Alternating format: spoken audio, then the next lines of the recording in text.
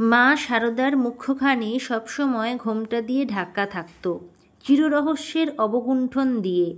ঠাকুরের সামনে বসে যখন খাওয়ায় তখনও ঘোমটাটি ছোট হয় না, কেশইবে সেই অনাবৃত মুখের রূপচ্ছটা।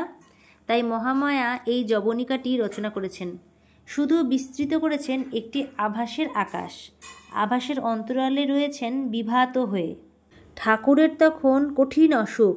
মা শারদা আছেন চালাঘরে, ডাক পড়েনি, তাই মা শারদা যাচ্ছেন না ঠাকুরের সেবায়, শুধু প্রতীক্ষা করছেন কখন ডাকটি আসে। শুধু ডাকই প্রার্থনা নয়, প্রতীক্ষাও প্রার্থনা। এমন সময় কাশী থেকে কে একটি মেয়ে এসে হাজির, কেউ জানে না তার নাম ঠিকানা। লেগে গেল ঠাকুরের শুশ্রূষায়। বোধহয় ঠাকুরের কাজেই এসেছে, চলে যাবে কাজ ফুরুলে। কোন দিকে যাবে কেউ টের পাবে না ঘুণাক্ষরে। কাশীর মেয়ে এসে অবাক মানল। স্বামীর অসুখ, অথচ স্ত্রী রয়েছে দূরে সরে ঘোমটা দিয়ে মুখ ঢেকে। একদিন সন্ধেবেলা কাশীর মেয়ে শারদামাকে টেনে আনলো, হিড় করে টেনে আনলো ঠাকুরের ঘরে। এনেই একটানে খুলে ফেললো মুখের ঘোমটা। অঘটন ঘটে গেল। ঠাকুর উঠে বসে স্তব করতে শুরু করলেন। তুমি চিতিশক্তিরূপিণী, তুমি পরমা আদ্যা প্রকৃতি, বিশুদ্ধা বোধ স্বরূপা। যাকে সাংখ্য বলে পুরুষ, বেদান্ত বলে ব্রহ্ম, উপনিষদ বলে আত্মা, তুমি তাই। তুমি অঘটন ঘটন পটীয়সী মহাশক্তি। আরেকটি ঘটনা। চালাঘরে থেকে মা শারদার অসুখ হয়ে গেল। শম্ভু মল্লিক ডাক্তার বুদ্ধির ব্যবস্থা করলেন বটে, কিন্তু পুরোপুরি সারল না। ঠাকুর বললেন, বাপের বাড়ি ঘুরে এসো, যদি স্থান পরিবর্তনে সুফল হয়। জয়রামবাটিতে এসে বেড়ে গেল অসুখ। সেখানে আর ডাক্তার বুদ্ধি কোথায়, কে বা ব্যবস্থা করে? কলু পুকুরের ধারে যেতে হয় বারে বারে, হেঁটে যেতে কষ্ট। পুকুর পাড়েই শুয়ে পড়ে থাকে মা। একদিন পুকুর জলে ছায়া দেখে বিতৃষ্ণা এলো মা শারদার। এ হাড়সার দেহ রেখে লাভ কি? এইখানে দেহটি থাক, এইখানেই দেহ ছাড়ি। তক্ষুনি কে একটি মেয়ে, গায়ের মেয়েই হবে হয়তো, এদিক পানে চলে এসেছে। দেখতে পেয়ে এগিয়ে এলো। ও মা, তুমি এখানে পড়ে কেন? চলো চলো, ঘরে চলো বলে তুলে টেনে নিয়ে গেল ঘরে। তখন আর কি করা, শেষ উপায়। মা শারদা সিংহবাহিনীর মণ্ডপে গিয়ে হত্যে দিলে। গ্রাম্য দেবী এই সিংহবাহিনী, কোনো নামডাক নেই, কেউ মারায় না তার এলাকা। তারই শরণাপন্ন হলেন মা। হয় দেহ নাও, নয় আরোগ্য দাও। তুমি কেন পড়ে আছো গো? সিংহবাহিনী নিজে এসে তুলে দিলেন মাকে। ওলতলার মাটি দিলেন খেতে। অসুখ সেরে গেল। মা শারদার অসুখ সারিয়ে দিয়ে নিজেরও অখ্যাতি সারিয়ে নিলেন। দিকে দিকে রব উঠে গেল। গ্রাম্যদেবী সিংহবাহিনীকে জাগিয়ে দিয়েছে শারদা মা।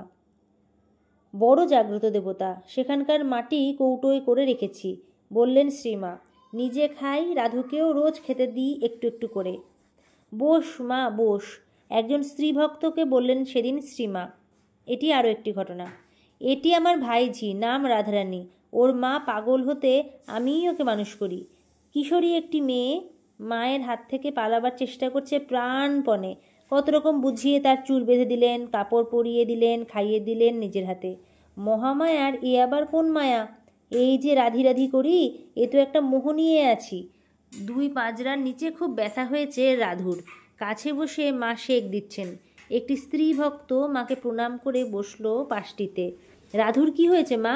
রাধুর সেই ব্যথা ধরেছে, দেখো না, ছেলে আমার সারা হয়ে গেল। মায়া ফেটে পড়ল মার কণ্ঠস্বরে। পোড়া ব্যথা কোথা থেকে এলো বলো দেখি? এত দেখানো হচ্ছে, কত ঠাকুরের মানসিক করেছি, কেউ শোনে না গা। ঠাকুরের অসুখে হত্যে দিয়েছিলেন তারকেশ্বরে। একদিন যায়, দুদিন যায়, পড়েই আছেন। রাতে হঠাৎ একটা শব্দ পেয়ে চমকে উঠলেন, যেন অনেকগুলো সাজানো হাঁড়ির মধ্যে একটা হাঁড়ি কেউ ঘা মেরে ভেঙে দিলে। আশ্চর্য, সেই শব্দে সব মায়া কাটিয়ে অদ্ভুত এক বৈরাগ্য এলো মনের মধ্যে। ভাবলেন, এ সংসারে কে কার স্বামী? এ সংসারে কার জন্য আমি এখানে প্রাণ বলি দিতে এসেছি? উঠে পড়লেন চট করে, কে যেন তুলে দিলে। অন্ধকারে হাতড়াতে হাতড়াতে চলে এলেন মন্দিরের পেছনে। কুণ্ড থেকে স্নান জল নিয়ে দিলেন চোখে মুখে। পিপাসায় গলা কাঠ হয়ে গিয়েছে, খেলেন খানিকটা, তবে একটু সুস্থ হলেন। পরদিনই ফিরে এলেন কাশীপুর। কি গো, কিছু হলো? জিজ্ঞেস করলেন ঠাকুর।